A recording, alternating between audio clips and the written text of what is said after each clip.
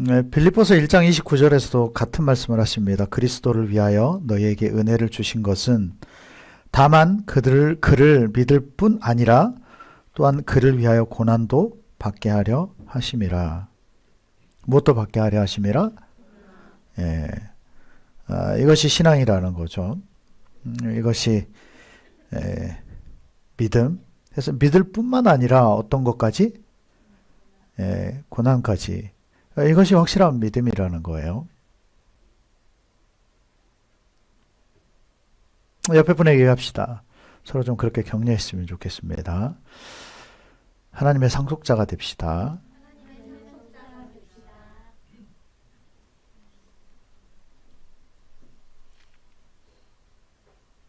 우리가 이 땅의 것과 어떤 하나님의 영역, 또 하나님이 원하시는 것, 이것을 우리가 간단하게 비교해 본다라고 할 때,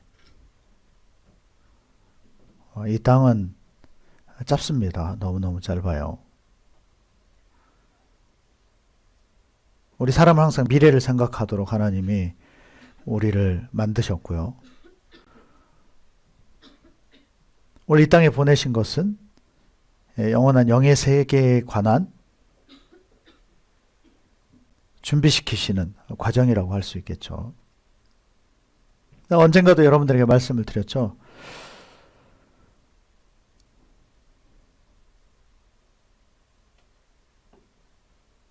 그냥 하나님께서 우리의 영 자체를 그냥 가지고 함께 있으시면 될 텐데 그분은 굳이 우리를 이 땅에 보내셨다는 거죠. 그것을 보면 하나님의 어떤 공의를 알 수 있는 장면입니다. 공평하게 다 이 테스트를 통과하도록 우리 이 땅에 보내셨다는 거죠. 아멘. 그냥 천국에 들여보내줄 사람은 이 땅에 단 한 사람도 없다는 사실입니다. 그러므로 형제들아 우리가 빚진 자로 돼. 여러분 이것이 우리의 정체성이에요. 우린 주님 앞에 빚진 자입니다. 그 빚을 어떻게 갚느냐? 육신대로 살지 않는 것이 그 빚을 갚는 비결이라는 거죠.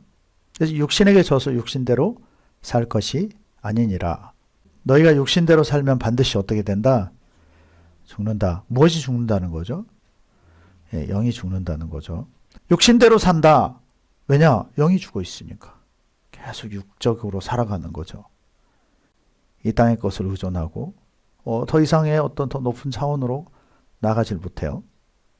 내가 육신대로 살면 반드시 어떻게 된다? 죽는다. 여러분 이건 지옥 가고 천국 갈 때를 말씀드리는 것이 아니라고요. 시점이. 내가 육신대로 살고 있다라고 한다면 내 영은 어떻게 되고 있다? 하나님과 상관없는 사람이라는 거죠. 오늘 말씀은 항상 말씀을 주실 때 마찬가지지만 오늘은 특별히 정말 나에게 주시는 말씀인 것 같아요. 지난 신년 말씀도 마찬가지입니다. 강하고 담대하라. 극히 강하고 담대하라. 또 그게 이번 또 큐티 말씀이에요. 또 너희가 육신대로 살면 반드시 어떻게 된다?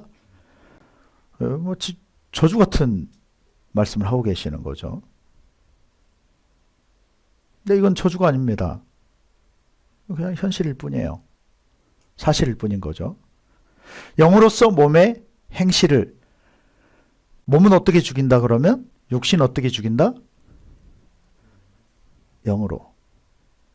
다른 말로 영적 삶으로만이 육적인 것을 제어할 수 있고 컨트롤할 수 있고 제어할 수 있다는 거죠. 죽일 수 있다는 사실이에요. 무릇 하나님의 영으로 인도함을 받는 사람은 곧 하나님의 아들이라. 너희는 다시 무서워하는 종의 영을 받지 아니하고 양자의 영을 받았으므로 우리가 아빠 아버지라고 부르짖느니라. 여러분 삶에 주님을 부르짖는 은혜가 있기를 축원합니다. 하나님과 인격적 만남이 되어지질 않고 하나님을 만나본 적이 없고 또 하나님과 깊은 관계가 안 되는 사람 방법이 없어요. 부르짖어야 돼요. 계속 부르짖다 보면요 나중에 눈물이 나요. 간절함이 생겨지고요. 간절함이 생기지 않는다. 부르짖는 방법밖에 없어요. 정말 불쌍히 여겨달라는 기도밖에 없습니다. 그때 하나님께서 터치하시는 거죠. 성령이 친히 우리의 영과 더불어 우리가 하나님의 자녀인 것을 증언하시나니. 하나님은 여러분 우리와 반드시 함께 일하신다는 것을 알아야 돼요. 아멘. 나를 그냥 내버려 두고 내 어떤 의지와 상관없이 내 영의 것과 상관없이 역사하신 하나님은 결코 아니시라는 사실이에요. 그래서 그분은 인격적이시라는 거예요. 자녀이면 또한 상속자. 자, 오늘 말씀의 제목이 상속자입니다. 자녀가 무엇을 받는다? 상속받아요. 그래서 상속자가 되는 겁니다. 하나님 나라에 대한 상속자. 예수님에 대한 상속자가 되는 겁니다. 그리스도와 함께한 상속자니 우리가 그와 함께 영광을 받기 위하여 무엇도 받아야 한다? 그래서 여러분 상속과 이 고난은 같은 라인에 있습니다. 상속은 곧 우리가 무엇을 받는 거다. 이 땅에서는 고난입니다. 아멘. 우리가 상속자인 것을 어떻게 알 수 있다? 고난이에요. 그 사람의 고난의 크기. 왜 고난이 올까요? 그건 하나님이 그 사람을 믿기 때문입니다. 그 사람이 때로는 도전하고요. 때로는 주의 편에 서게 하고요. 주의 일을 감당하게 하시기 때문입니다. 상속자가 되는 조건이 있어요. 첫 번째는 육신의 것을 주기가 가능합니다. 그래서 마태복음 6장에서 주기도문에서도 그렇게 시작되죠. 하늘에 계신 우리 아버지요. 그럼 우리는 땅에 속해 있어요. 그럼 우리는 두 가지의 것으로 존재하죠. 영과 육의 것. 그래서 영의 것으로 사는 사람은 하늘에 속한 자입니다. 육이 강한 사람은 절대 영의 것은 죽어 있습니다. 눌려 있고요. 영을 살리느냐, 육을 살리느냐, 우리는 선택해야 된다는 거죠. 항상 선택의 기로에 있다는 사실이에요.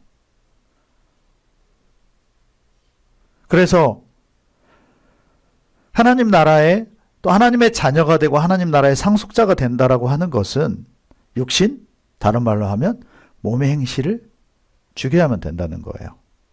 아멘. 왜? 영이 안에 존재하기 때문에.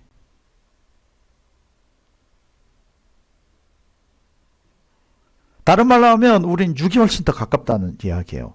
왜? 영은 쉽게 보여지는 것이 아니거든요. 그래서 우리는 일반적으로 항상 육적인 것을 선택하는 거죠. 더군다나 우리의 뿌리는 마귀입니다. 우리는 마귀의 자녀들이었어요. 그래서 그것이 익숙한 거죠. 아주 익숙해요.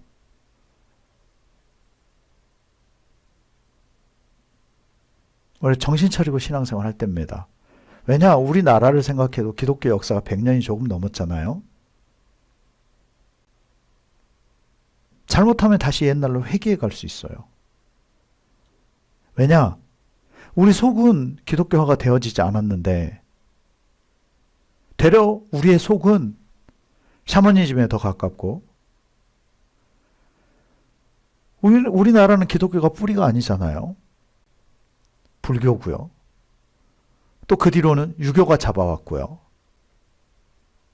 그 바탕은 샤머니즘이고요. 거기에 비하면 기독교 역사는 너무 짧다는 거죠, 우리에게. 그리고 더군다나 부흥의 때가 지나가 버렸어요, 이제는.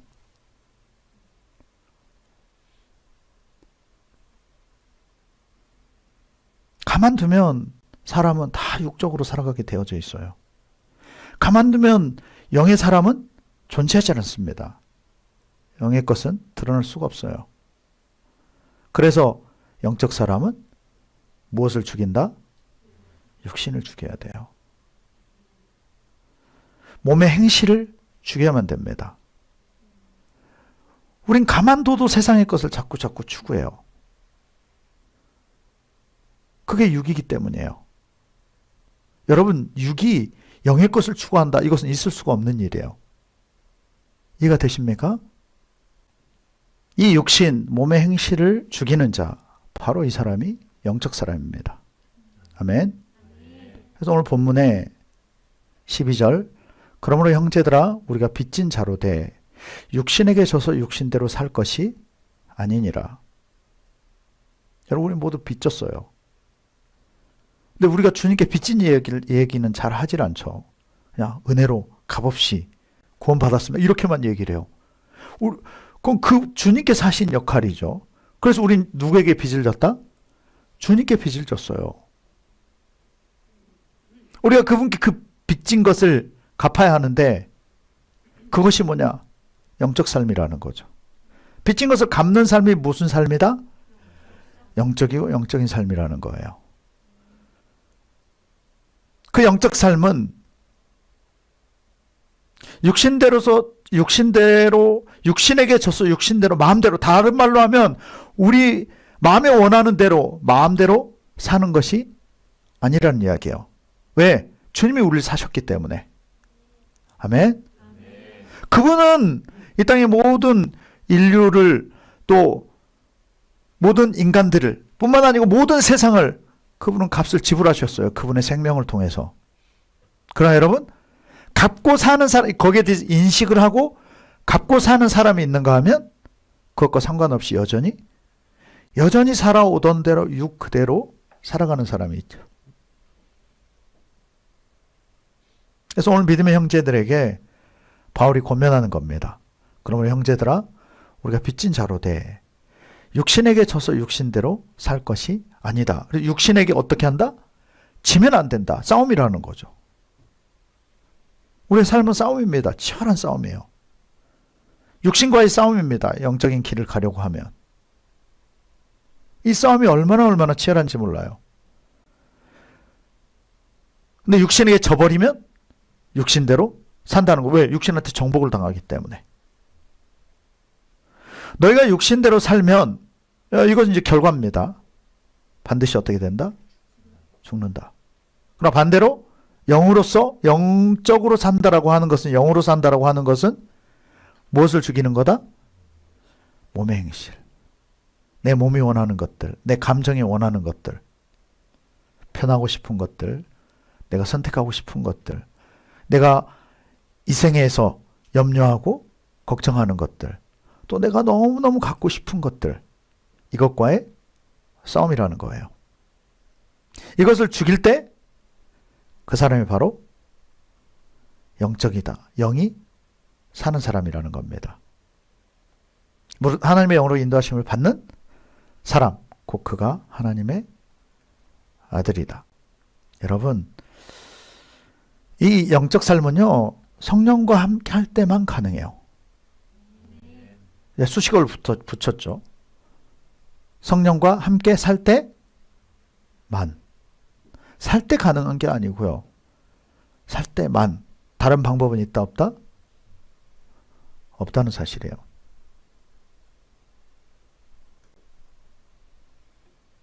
영적인 삶을 추구할 때, 경건한 삶이 되어질 때,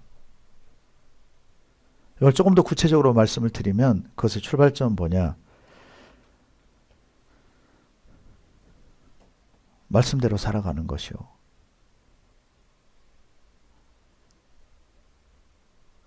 말씀대로 살아가는, 말씀대로 순종하는. 그 말씀이 우리를 변화시켜요. 아멘. 해답은 성령이십니다.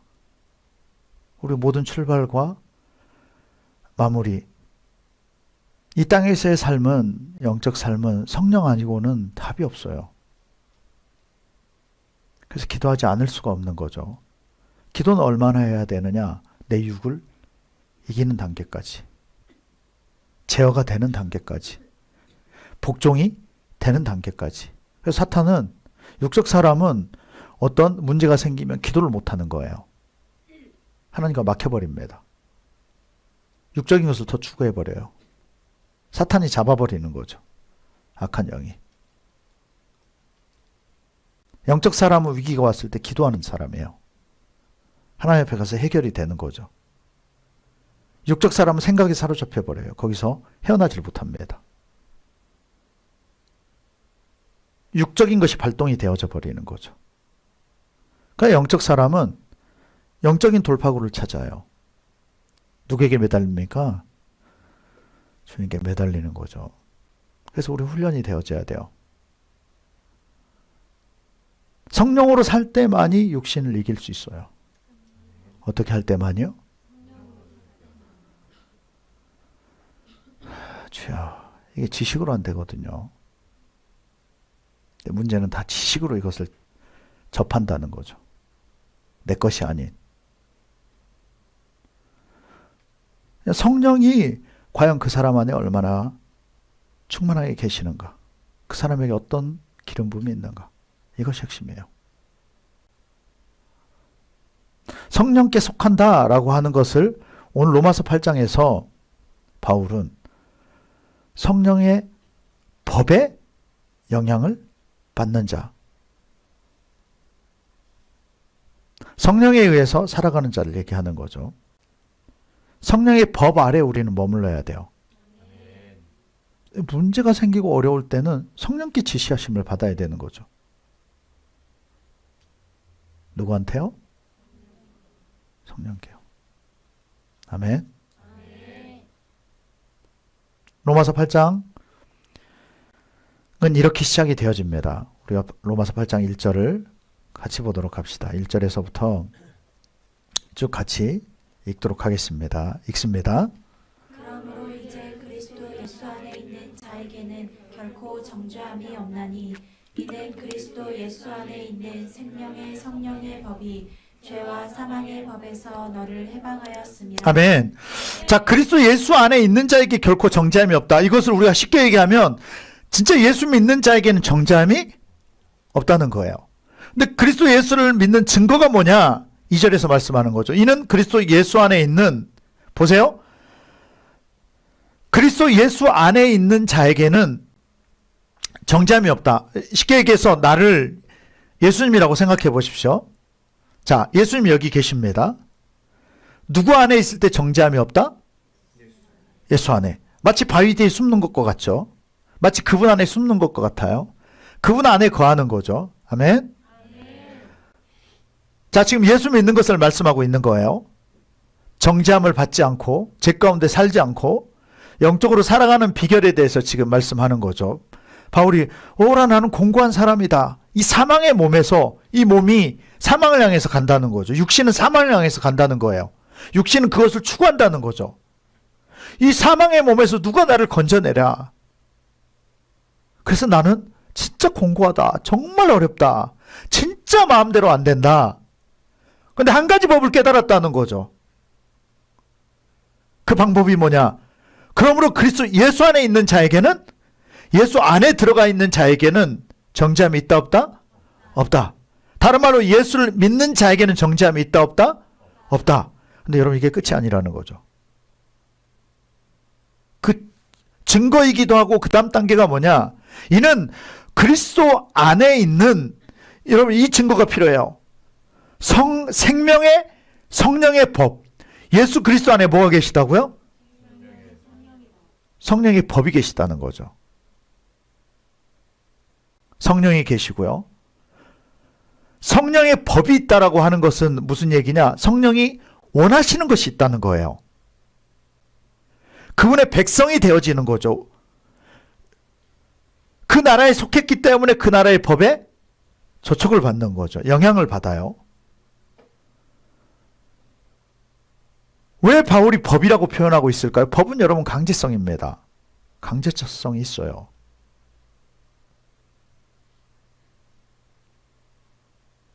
어길 수 있겠죠. 그렇다면 거기에 법에 해당이 안 되는 사람. 거기에 해당이 됩니까? 그럼 그 제재를, 그 법의 제재를 받는 거죠.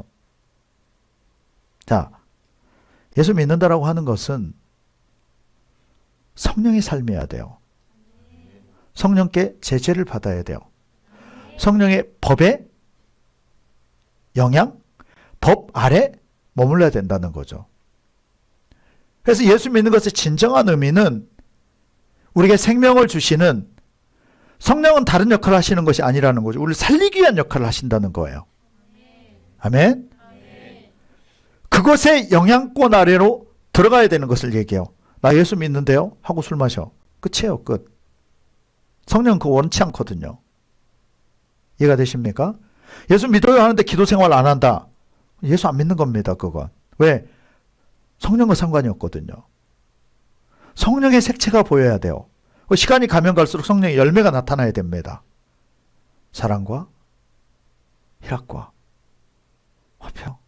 신앙생활하다 오래 참아야 되고 온유해야 되고 양선 밝아지는 거예요. 점점 충성되어지고요. 변치 않는다는 거죠. 내 중심이 아니라는 소리예요. 온유하고 절제되어지고 점점 내가 아닌 성령의 색채로 바뀌어져 가는 겁니다. 예수를 믿는다고 하는 것은 예수화되어져 가는 거예요. 따라다니면서 배우는 게 아닙니다. 그분 안으로 들어가는 거예요. 그분 안에 들어가 보면 성령이 컨트롤하기 시작하신다는 거죠. 성령의 법이 존재해요. 하나님 나라의 법이 존재해요. 우리 힘들어도 그래서 그 길을 가고 있는 겁니다. 그런데 놀라운 것은 이 성령의 법은 죄와 사망의 법에서 우리를 건져내요. 다른 말로 하면 성령은 우리의 영을 살려내는 영이라는 겁니다. 아멘.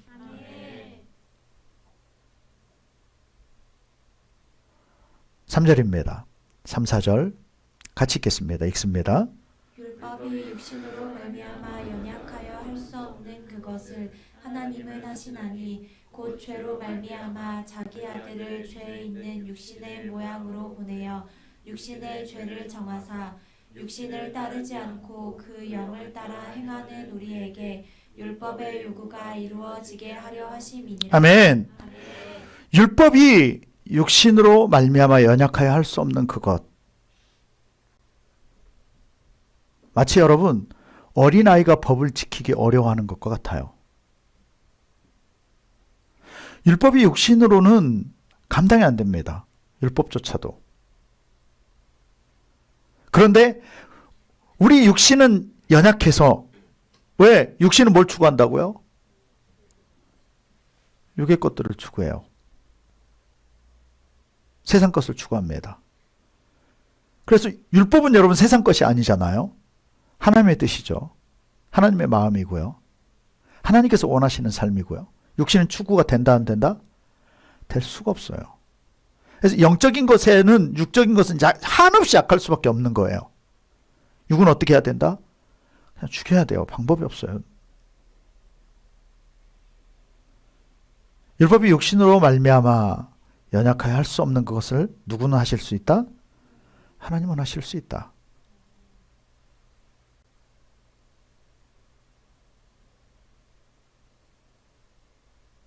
육신을 따르지 않고 영을 따라 행하는 우리에게 율법의 요구가 이루어지게 하려 하심이라. 여러분 예수님이 죽어주신 이유. 지금 3절에서 그걸 말씀하는 겁니다. 곧 죄로 말미암아 자기 아들을 죄 있는 육신의 모양으로 보내어 육신의 죄를 정하사 십자가의 사건을 얘기해요. 예수님의 그 십자가의 사건은 무엇을 위해서인가? 4절에 육신을 따르지 않고 그 영을 따라 행하는 우리에게 율법에 무엇이 이루어지도록 요구하는 것이. 율법의 요구.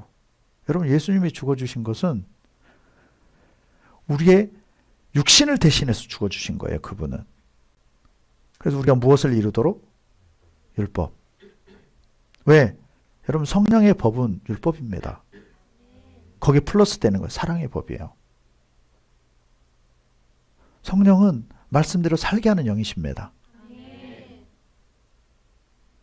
육신을 따르지 않고 그 영을 따라 행하는 우리에게 율법의 요구가 이루어지도록. 여러분 우리는 육을 따르지 않고 영을 따라 행하기를 우리는 힘을 써요. 그러나 여러분 우리 힘으로 된다 안 된다? 안 된다는 것을 말씀해요. 영의 것은 누구 아니고는 불가능하다? 따라서 합시다. 성령 아니고는 불가능하다. 옆에 분에게 서로 격려합시다. 성령 아니고는 불가능합니다.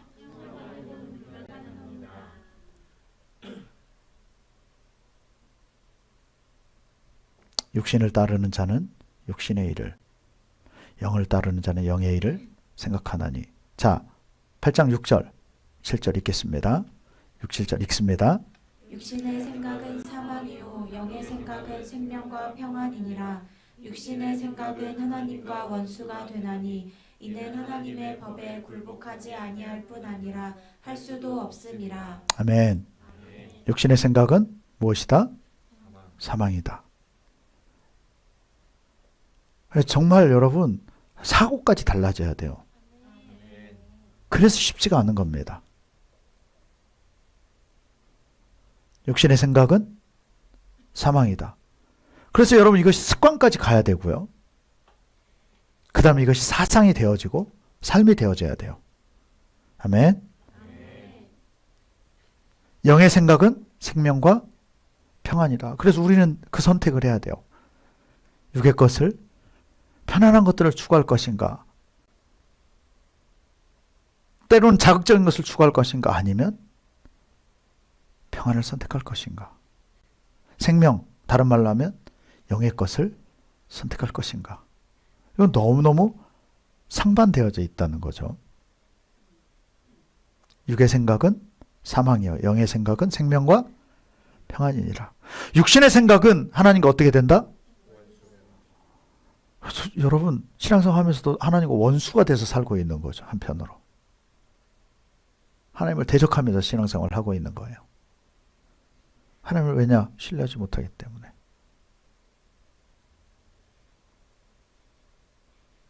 육신의 생각은, 육적으로 사는 것은, 다른 말로 하면 육적인 것을 추구하는 것들은 그 생각마저도 하나님과 무엇이 된다?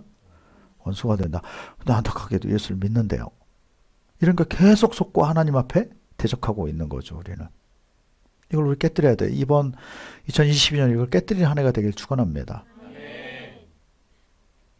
이는 하나님의 법에 굴복하지 아니할 뿐 아니라 굴복할 수도 없다. 이게 무슨 소리냐?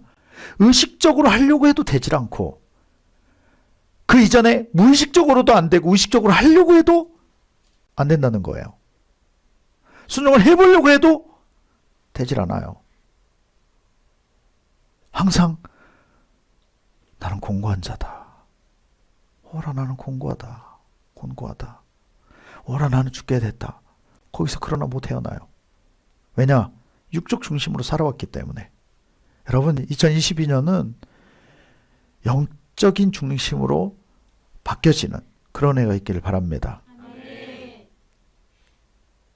작은 부분부터 시작이 되어져야 돼요. 여러분 육의 생각은 하나님과 원수예요. 원수. 자, 오른손을 들어 가슴에 대고 내가 하나님의 원수구나. 내 안에 하나님의 원수가 있구나. 여러분 이게 현실입니다.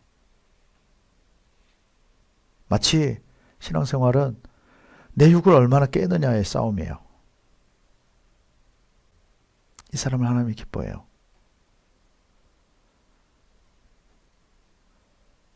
정말 어떤 정욕을 깨트리고 사는 삶이 신앙입니다. 육신에 있는 자들은 하나님을 기쁘시게 할 수 없느니라. 로마서 8장 9절 같이 읽겠습니다. 읽습니다. 만일 너희 속에 하나님의 영이 거하시면 너희가 육신에 있지 아니하고 영에 있나니 누구든지 그리스도의 영이 없으면 그리스도의 사람이 아니라. 예수 믿는 것을 바울이 이렇게 명확하게 지금 정의 내려놓고 있죠. 만일 너희 속에 하나님의 영이 거하시면 너희가 어디에 있다? 육에 있지 않다. 그것이야말로 영에 속한 사람이라는 것을 말씀하고 있죠. 육신적입니까? 육적인 것을 가지고 고민하십니까? 고민은 다 하죠. 그러나 그 한계를 못 넘습니까? 그것은 우상이에요. 우리에게. 무슨 소리냐? 하나님이 우리에게, 하나님의 영이 우리에게 거하실 수 있다 없다? 안 계시다는 소리예요. 여러분 하나님이 나는 이런 싸움을 우리에게 시켜준 게 나는 얼마나 감사한지 몰라요. 아멘. 만일 너희 속에 하나님의 영이 거하시면 너희가 육신에 있지 않다. 반대로 얘기하면 우리가 육신 가운데 거한다. 육적인 것이 더 우선된다. 그것이 나에게 더 큰 가치로 여전히 머물고 있다. 내 안에 하나님의 영이 있다 없다? 그리스도의 사람이다 아니다? 예수 믿는 자다 아니다? 아니라는 것을 말씀하고 있는 거죠. 우리는 끊임없이 고민을 해야 돼요. 내가 그리스도의 사람인가? 내가 진짜 예수 믿는 자인가? 내가 진짜 예수를 믿는가? 내가 하나님을 정말로 믿는가? 그분을 정말로 신뢰하는가? 여러분 신앙은요. 하나님의 힘, 성령의 힘이 아니고는 불가능합니다. 아멘. 옆에 분에게 격려의 말을 합시다. 하나님의 힘으로는 가능합니다. 아멘. 여러분, 가능한 게 있으니까 얼마나 감사해요. 답이 있으니까 얼마나 감사합니까? 여러분, 가능한 것이 있다는 것 자체가 놀라운 은혜 아니겠습니까? 아멘. 왜냐? 생각해봐요. 하나님께 진짜 받을 것을, 얻을 것을 좀 생각해 보십시오. 나는 요즘 정말 많이 생각이 돼요. 내가 천국 갔을 때 나와 연관된 수많은 사람들이 나를 볼 거 아니겠어요. 지옥에서는 다 보이니까. 어떤 마음일까? 정말 안타까우면서도요, 더 의지가 생겨요. 그래, 좀만 더 버티자. 좀만 더 참자. 좀만 더 인내하자. 좀만 더 버티자. 이 땅에서도 희생하지 않고 얻어질 것이 없잖아요. 그렇지 않습니까? 이 땅에서도 좀 더 좋은 것을 위해서, 여러분 직장 다 사명감 때문에 직장생활 하는 거 아니잖아요. 때로는 버텨요. 이 들어온 거 정말 언제까지 내가 이렇게 해야 되지? 근데 급여를 받을 때면 스르륵 다 녹잖아요. 그래, 이 맛이지. 네. 그래, 이게 그런 가치지. 좀 더 그래서 더 나은 직장을 구하려고 해요. 이게 무슨 소리냐? 대우받는다는 거죠. 뭐 물질로만 받는 게 아니잖아요. 여러 가지 혜택들이 주어지죠. 대접을 받는다는 소리예요. 그래서 우리는 더 희생하는 것을 마다하지 않아요.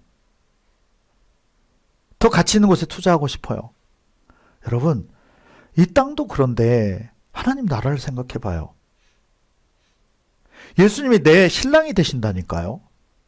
내 것이 되신다고요. 예수님이 나만 예뻐해 주신다고요. 그분은 한 사람 한 사람과 함께 하시는 분입니다. 절대 개인적 관계를 갖는 분이세요. 그래서 그분은 신랑이신 거예요. 육의 것으로는 그게 이해가 안 되지만 영의 것으로는 이게 가능하다는 거죠. 내 아빠가 되고요. 내 하나님이 되고요. 천국이 내 집이 되고요. 그분의 영광이 내 것이 되고요. 내가 그분의 것이 되고요. 얼마나 이게 특별함입니까? 그 아빠 집에 찾아가면 황금 땅이고요. 세상에서 볼 수 없는 순도가 높은 황금 길을 걷고요. 보석이 가득하고요. 천사들이 가득하고요. 항상 기쁘고요. 항상 기쁘고요. 슬퍼할 새가 없고요. 안 좋은 걸 생각할 사이가 없고요. 미칠 거예요, 정말. 지내면서. 행복에 겨워서. 이 짧은 투자를 통해서, 이 짧은 삶을 통해서 영원한 것을 얻었다고 생각해, 영원한 젊음을 얻었다고 생각해 보십시오. 영원한 누림 가운데, 대접받는 가운데 있다라고 상상해 보십시오, 여러분. 이 땅에서 투자하는 거 별거 아니게 됩니다. 그래서 버텨요, 내 개인적으로. 그래서 포기하고요. 그래서 감당하고요. 그래서 더 헌신하려고 하고요. 왜냐? 그것이 나에게 너무 현실적이니까. 좀 힘들면 어때요? 그분께 받을 위로가, 보상받을 것이. 여러분, 우리 신앙의 뭐니 해도 핵심은 영혼 구원이에요. 근데 그것이 이 땅 가운데 먼저 일어나야 돼요. 여러분, 이 땅이 그림자라고 한다면 그림자의 일이 나타나야 되지 않겠어요? 이 땅에서 맛을 봐야 되지 않겠습니까? 가능성이 있어요. 가능한 길이 있습니다. 이게 얼마나 놀랍습니까? 아멘.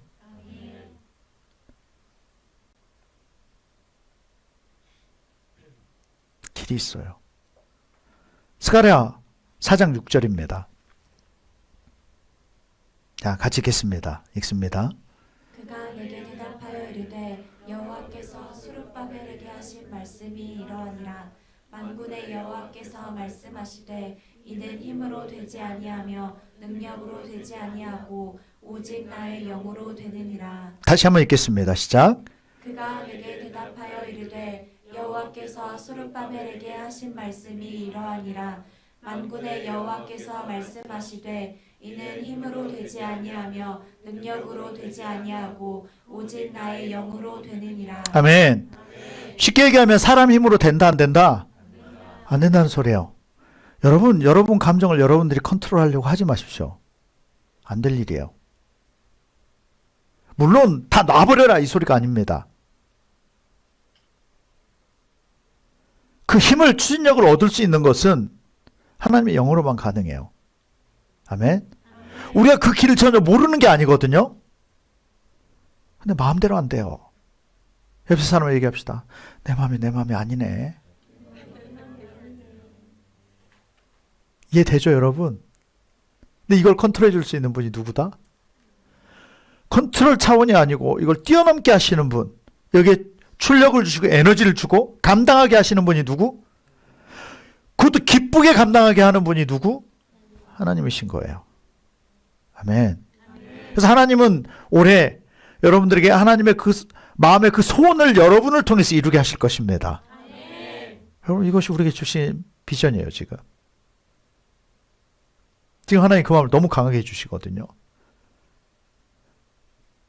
하나님은 그분의 소원을 우리를 통해서 이루길 원해요. 아멘.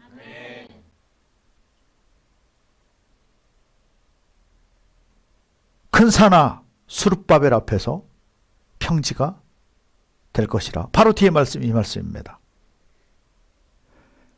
여러분, 장애물입니까?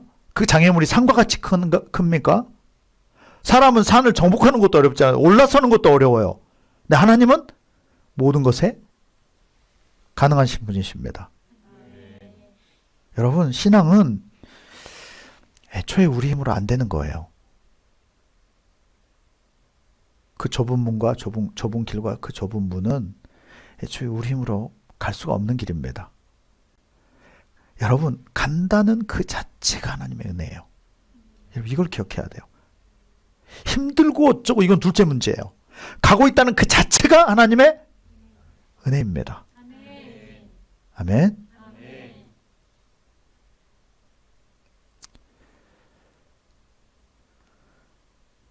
여러분, 우리는 하나님의 자녀고 하나님 나라의 상속자입니다.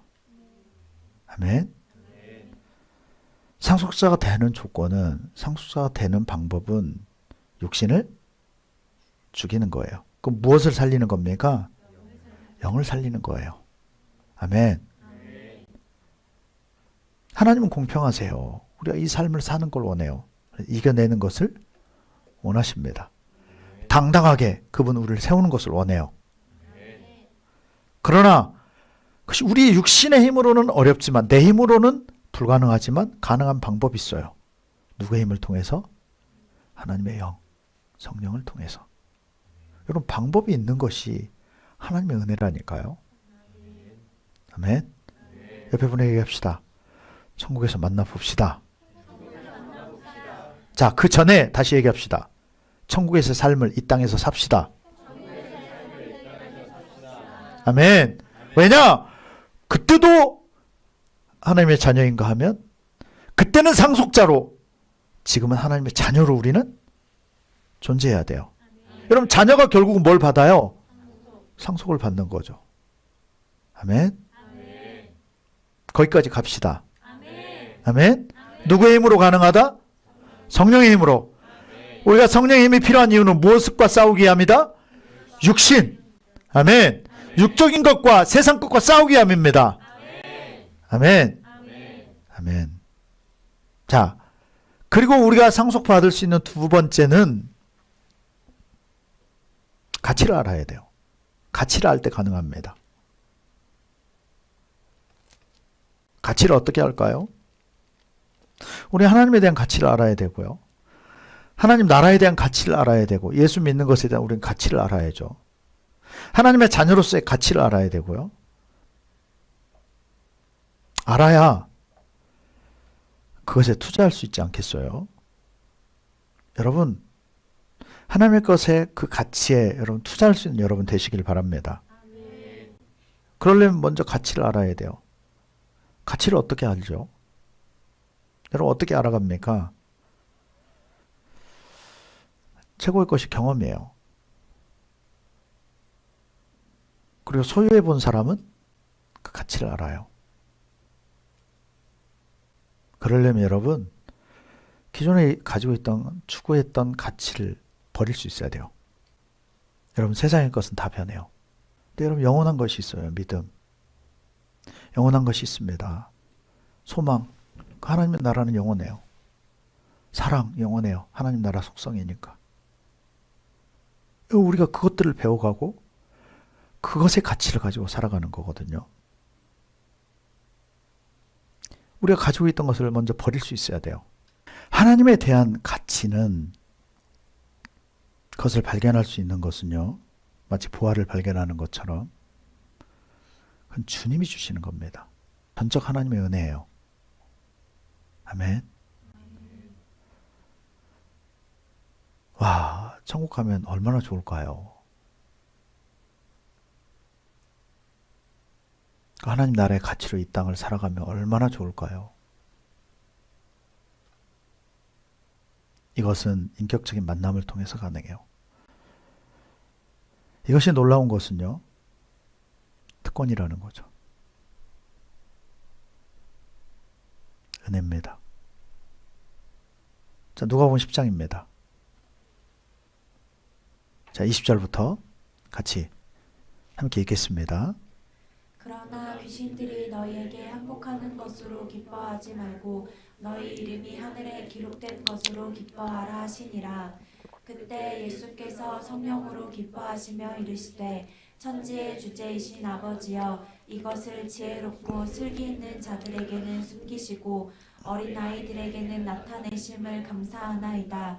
옳소이다. 이렇게 된 것이 아버지의 뜻이니이다. 아멘.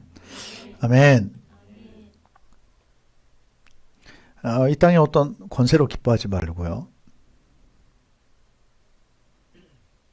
우리가 하나님의 일을 하는 것으로 인해서 진짜 기뻐할 수 있는 건 뭐냐면 우리가 하나님 나라에 기록되어진다는 거죠.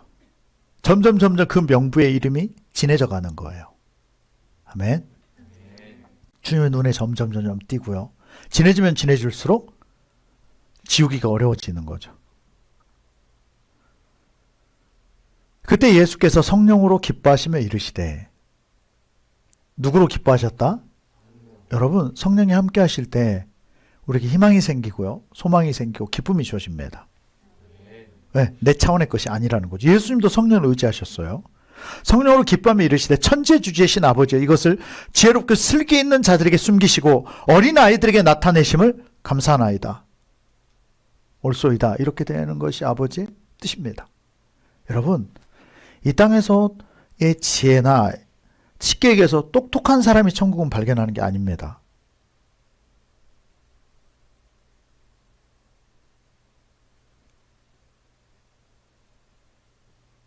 똑똑하다는 사람, 뭔가를 많이 안다는 사람. 자, 하나님 정말 공평하십니다. 성명의 시인이 고백했던 것처럼 하나님은 공평하시다. 본인은 가진 재물도 없고 이게 은혜입니다. 왜? 매일 것이 없거든요. 그래서 여러분들이 은혜 가운데 있는 거예요. 매일 것이 없어야 돼요. 믿으면 안 됩니까? 이 땅에 매일 것이 없어야 돼요. 그러면 나 가진 재물 없으나 가진 지식 없으나 남이 보는 것조차도 못 보는데 그래서 하나님은 공평하십니다. 육적으로 못 봤더니 무엇으로 봐요? 영적으로.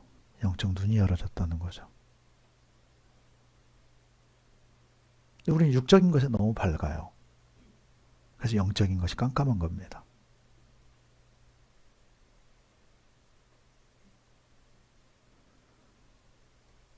천지의 주제이신 아버지요. 천지 주인이신 아버지여, 이것을 지혜롭고 슬기 있는 자들에게 숨기시고 누구에게는 드러내신다? 어린아이. 주님, 내가 어린아이입니다. 내가 뭘 어떻게 해야 될지 모르겠어요. 출입할 줄도 모르고 문이 어디에 있는지도 모르고 뭘 어떻게 해야 될지도 모르겠습니다. 이 자세 가진 사람. 진짜 순수하니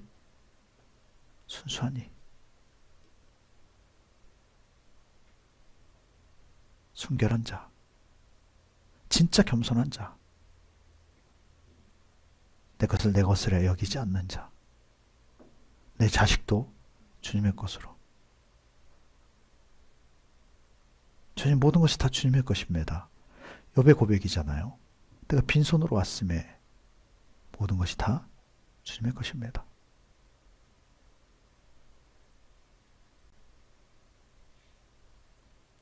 내 인생, 내 목숨 주님의 것입니다. 여러분, 우리가 조금 있는 거 가지고도 집착하고 매달려요. 조금 인정받고자 해서 그것 때문에 스트레스 받습니다. 어린아이는 그렇지 않아요. 어린아이 그 순수함을 말씀을 드리는 거예요. 순결한 자, 비둘기같이 순결한 자. 성령을 비둘기로 보여주시잖아요. 예표하잖아요. 순결함을 얘기해요. 아이는 생각 복잡하지 않습니다. 뭐 몇 수를 내다보고 이러지 않아요. 오해하고 이러지 않습니다. 어린아이는 순수해요. 세상에서 지혜롭다고 하는 자, 굉장히 슬기로운, 예전에 우리 슬기로운 생활에 관한 말씀을 나눈 적 있죠. 슬기롭게 살지 몰라요. 효과적으로 살지 모릅니다. 균형이 맞을지 몰라요. 형평성이 맞을지 모릅니다. 그러나 순수하지 못해요.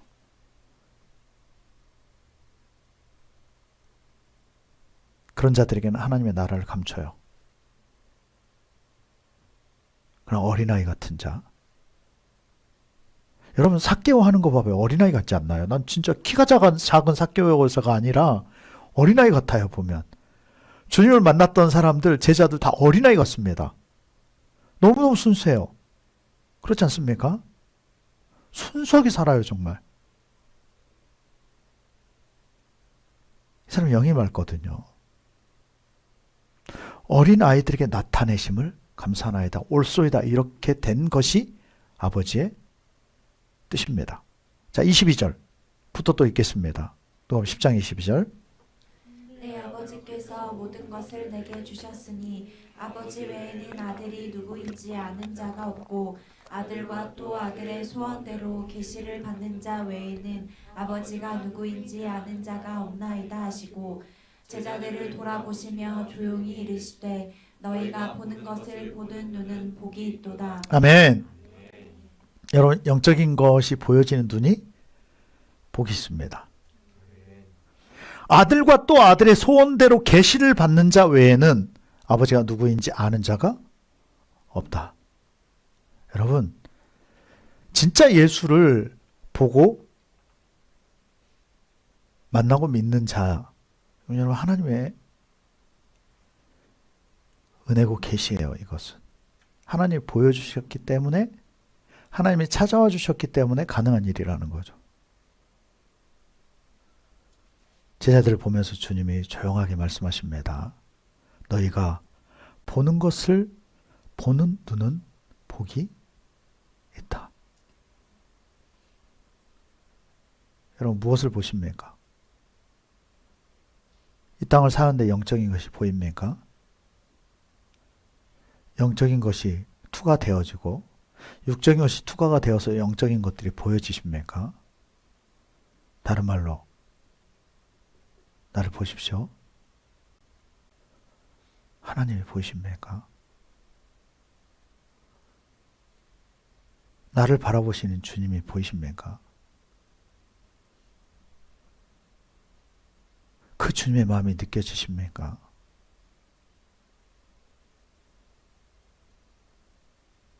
그 주님의 눈빛이 보이십니까? 하나님의 나라, 천국이 여러분들 눈에 보이십니까? 기대가 되십니까? 그 가치를 모른다. 못 본 거예요. 보여지질 않는 겁니다. 더 정확하게 말씀드릴까요? 하나님이 클로즈 닫아놓으신 거예요. 누구한테 보여지는가? 어린아이들,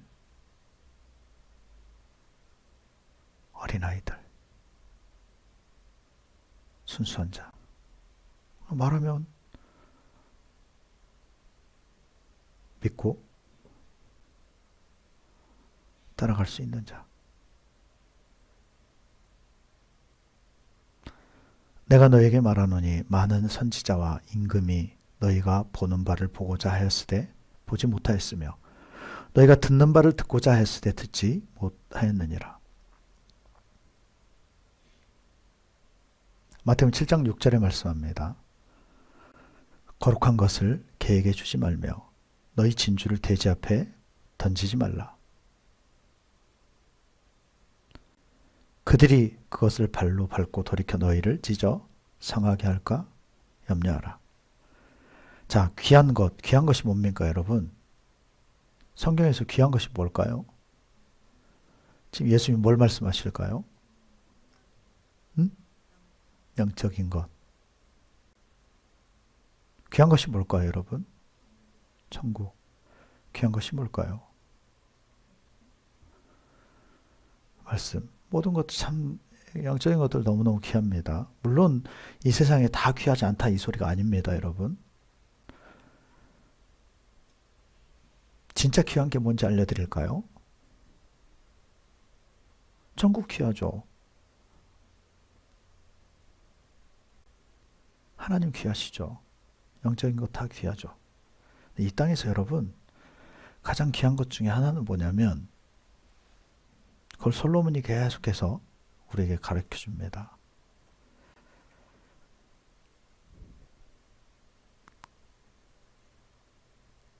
최고의 것은 지혜입니다. 하나님을 알 수 있는 지혜. 하나님의 나라를 볼 수 있는 지혜. 근데 그것이 어떻게 주어지느냐가 중요해요. 이걸 여러분이 깨달아야 돼요. 그게 뭐냐? 책망이고 때로는 매, 책망, 교훈. 여러분, 예수님 말씀하신 것은 그거예요. 귀하지 못한 것, 정결하지 못한 것, 부정한 짐승에 대해서 얘기하는 거죠. 부정한 것한테는 귀한 것을 주면 안 된다. 그게 무슨 소리야? 책망하지 말라는 거예요. 잠언 전도서를 꼭 보십시오. 그 솔로몬이 계속 가르치는 것이 그거예요. 지혜자를 책망해라. 미련한 자는 책망하면 된다, 안 된다? 안 되는 것을 얘기해요. 그 얘기입니다. 하나님 나라 가르침을 통해서 우리가 깨달아요. 때로는 책망함을 통해서 우리가 바로 서게 되는 거죠. 거룩하지 못한 것에는 책망하면 안 된다는 것을 말씀해요. 진주. 여러분 최고의 귀한 것이 하나님이시고 여러분 하나님을 기쁘시게 하시기를 축원합니다. 하나님의 마음과 뜻에 우리는 집중되어져야 돼요. 아멘. 하나님의 뜻대로 해서 절대 손해볼 일 없습니다. 여러분 이게 우리 에덴교의 가치여야 돼요. 여러분들의 가치여야 됩니다. 아멘. 하나님을 기쁘시게 하라는 증거가 영혼 구원의 증거가 되는 것이고요. 그것이 천국이 그 사람의 훈장이 되어집니다.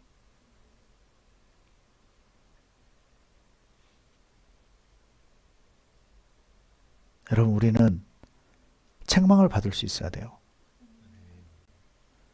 여러분 누굴 책망할까요? 하나님께서 누굴 책망하실까요? 자녀요. 믿는 자를 책망합니다. 근데 우리 자녀들을 많이 혼내요. 가끔 눈치도 보지만 혼낼 때가 됐을 때는 무섭게 혼냅니다. 왜 그러느냐? 신뢰가 있기 때문이에요.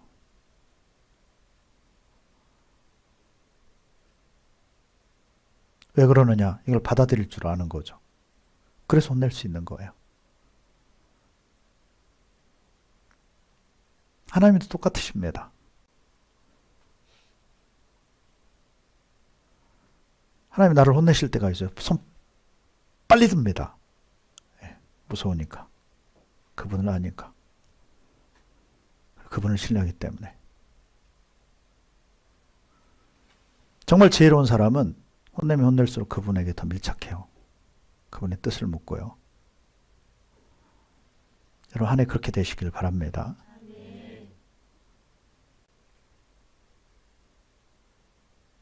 여러분이 시험거리가 큽니까? 하나님이 그 사람을 신뢰하는 거예요.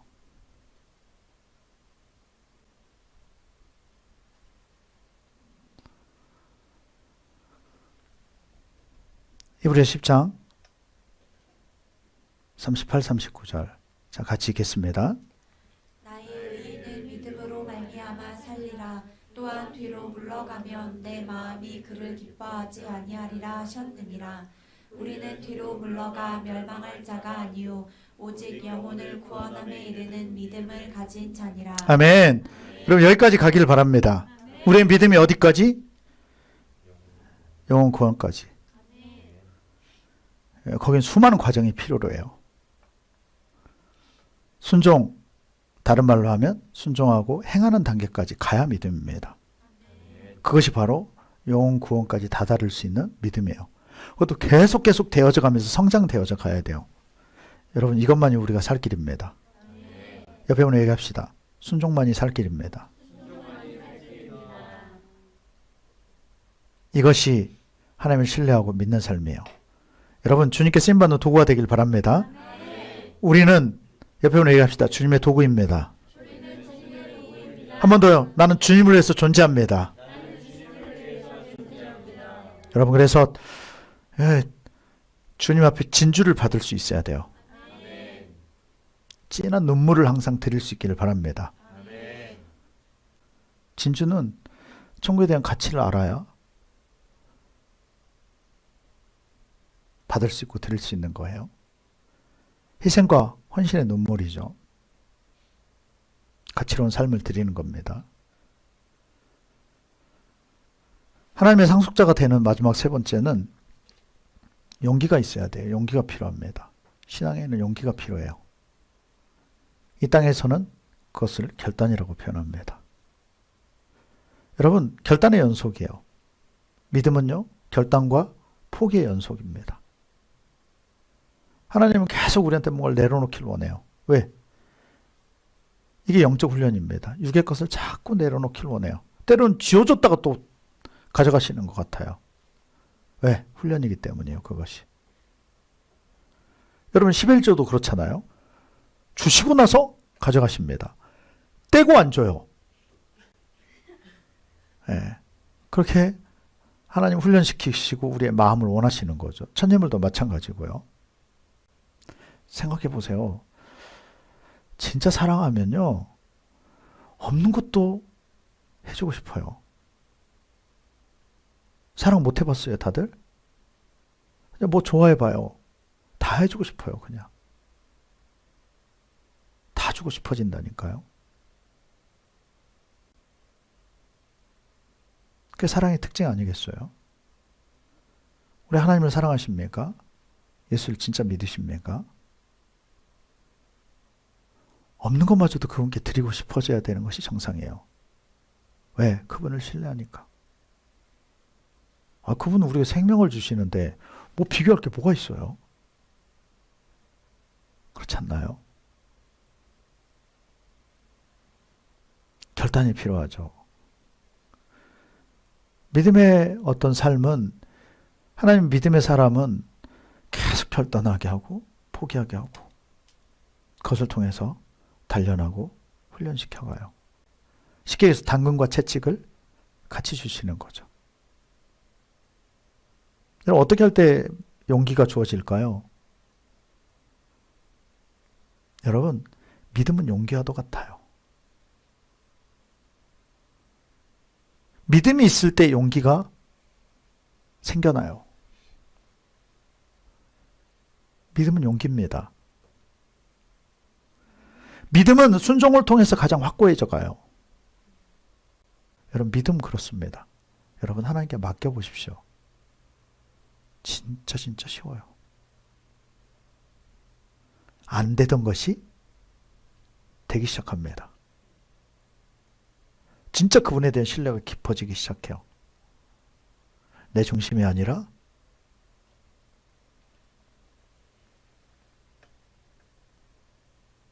그분의 방법으로. 여러분, 그분이 해주시는 것을 경험해 봐야 돼요. 근데 여러분, 맡기질 못하는데 어떻게 돼요? 믿음의 도전이 필요해요.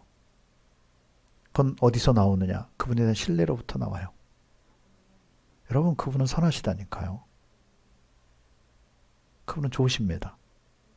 그분은 나를 사랑해요. 나에게 기회를 주시고요. 나를 너무너무 사랑하십니다. 나를 만들기를 원하시고요. 내 삶에 개입하기 원하시고요. 문제는 내가 소극적인 것이 문제예요. 한 군데 말씀 더 봅시다. 여기서 10장 24절 25절 두 군데 말씀. 여기서 10장 24절 25절. 자, 같이 읽겠습니다. 그 왕들을 여호수아에게로 끌어내매 여호수아가 이스라엘 모든 사람을 부르고 자기와 함께 갔던 지휘관들에게 이르되 가까이 와서 이 왕들의 목을 발로 밟으라 하매 그들이 가까이 가서 그들의 목을 밟을매 여호수아가 그들에게 이르되 두려워하지 말며 놀라지 말고 강하고 담대하라. 너희가 맞서서 싸우는 모든 대적에게 여호와께서 다 이와 같이 하시리라 하고. 아멘. 자, 보세요. 이 상황을 보십시오. 여호수아서 1장은 여호수아의 그 담대함으로부터 시작되어집니다. 하나님께서 담대할 것을 말씀하시죠. 강하고 담대할 것을 말씀해요. 여호수아 10장에서 보면 가나안에 있는 5 족속과 전쟁이 일어나요. 여러분, 그래서 우리가 알고 있는 태양을 멈추게 하고요, 달을 멈추게 하는 사건이 여기서 생겨집니다. 그래서 이 5 국가를 다 치는데 지금 그 상황이에요. 그래서 5 왕을 다 잡아와요. 나중에 이 왕들이 전쟁에서 계속 밀리니까 죽어나가니까 이 5 왕이 다 한 동굴에 가서 다 숨어 있어요. 근데 이게 발각이 됩니다. 이 5명을 다 불러내요. 아니, 끌어내는 거죠. 그리고 어떻게 하느냐? 오늘 방금 우리가 읽었던 말씀입니다. 그 왕들을 5 왕입니다. 여호수아에게로 이끌어내. 여호수아가 이스라엘 모든 사람을 부르고, 자, 모든 사람 일부러 지금 다 모아내는 거지. 5 왕을 앞에 놓고 자기와 함께 갔던 지휘관들에게 이르되, 그 모든 백성들이 있고 거기 지휘관들이 있잖아요. 그 지휘관들에게 이렇게 하게 하는 거죠. 가까이 와서 이 왕들의 목을 발로 밟으라. 보세요. 지금 5의 왕이 잡혀 있는데, 포박되어 있는데, 지금 이스라엘 지도자들을 다 불러서 이 왕들의 목을 다 밟게 만드는 거예요. 목을 짓 이기고 있는 거죠. 짓 누르고 있는 거예요. 발을 얹고 있는 게 아니라 짓밟고 있는 겁니다.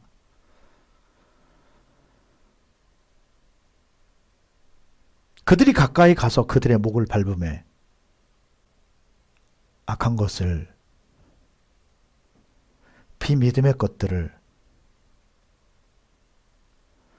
여러분 삶의 비믿음의 것, 여러분 안에 있는 것들, 이런 것을 밟아가시길 축원합니다. 여호수아가 그들에게 이르되 두려워하지 말며 놀라지 말고 강하고 담대하라. 너희가 맞서서 싸우는 모든 대적에게 여호와께서 다 이와 같이 하시리라 하고, 그 왕들을 다 쳐 죽여요. 때려서 죽입니다. 칼로 베는 게 아닙니다. 그리고 그들을 나무의 저녁까지 매달아둬요. 이스라엘 백성들 보도록. 하나님이 이렇게 승리하게 하신다는 거죠. 그들이 죽었을 때 그 다시 동굴에 다 쳐놓고 입을 다 봉해버립니다. 입구를. 오늘 신년 우리에게 주시는 이 말씀은 승리에 대한 선포예요. 아멘. 다시 나오지 못하도록 봉해버려야 돼요. 승리의 경험을 하나님이 하길 원하시는 겁니다. 그래서 승리의 그 가치를 알고요. 여러분, 이것이 바로 상속자에게 주어지는 특권이에요. 상속자냐?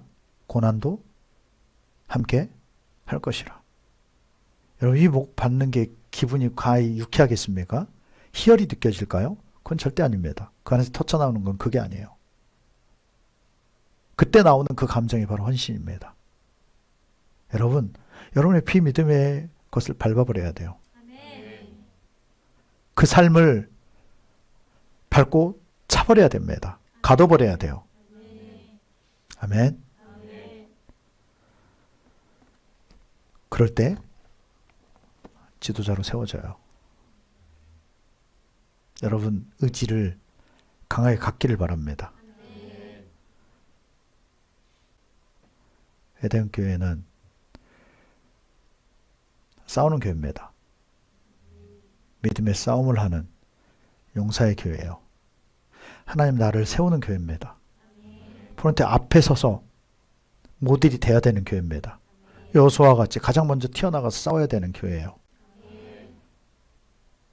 그러기 위해서는 여러분 비믿음과 여러분 안에 있는 비믿음과 더 싸워야 돼요.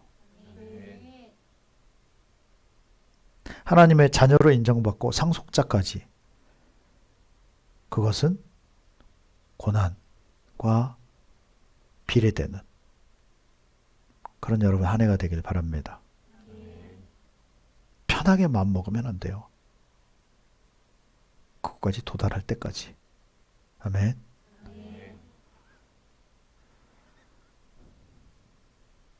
그렇게 갑시다.